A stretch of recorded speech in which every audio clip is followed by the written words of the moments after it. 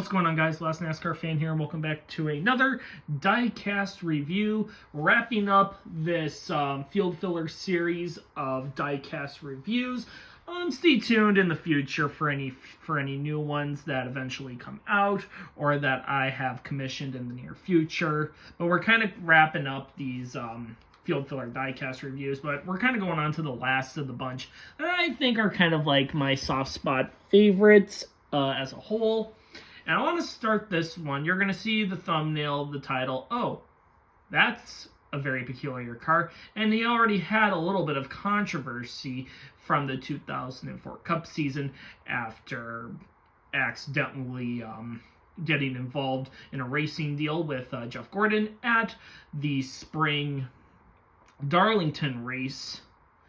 And team owner himself, Stan Hover, he was a great owner, really cared about the race team, and he was a really big part of the field fillers from the late 90s into the early 2000s, along with the driver himself, journeyman driver Andy Hillenbergs, 2004 Spitfire Aviation Ford Taurus for Stan Hover Racing. So this car started 24th in the Nextel Open, and it finished 15th.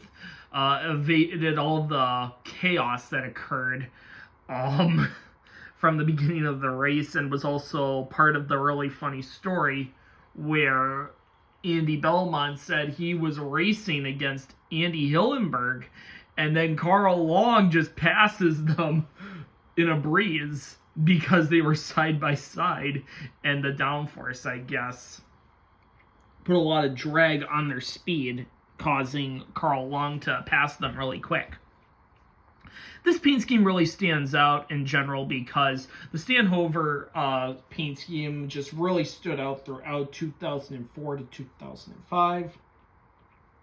Used a very simple white and red paint, as well with the signature 80 decals that are also very iconic from the late 90s, early 2000s. A lot of interesting sponsors came on board for the Open, though, especially Spitfire Aviation. And then you have some actual regular sponsors as well. Commercial Truck and Trailer, one of Hover's really good partners throughout the entire existence of the race team. You have Mid-States, that's on the quarter panel, and then nothing on the B pillar or the C pillar. And then you have Mac Tools, and there's something else on the driver's side. Can't really tell what it is, though. It's kind of blurry. That's really interesting, though. And you got most of your contingencies on here. Mid-States Equipment Inc., hydraulics, and then they didn't even bother to put anything on the TV panel at all. But yeah, unfortunately, this would be Andy Hillenberg's last race with Stan Hover, as they would both part ways after the end of the All-Star weekend. Hillenberg would actually go on to attempt for other teams as well, while Hover would tap in other drivers such as Randy LaJoie, Carl Long, and then had a brief, and then Andy Hillenberg did kind of come back for one more attempt, but that didn't last long, and the team would basically be done by the end of 2006. But anyways, thank you so much for watching. Comment, like, subscribe, hit the notification bell for brand new videos. I'll see you in the next Diecast review whenever. Take care, everyone. Have a good one. Keep on collecting.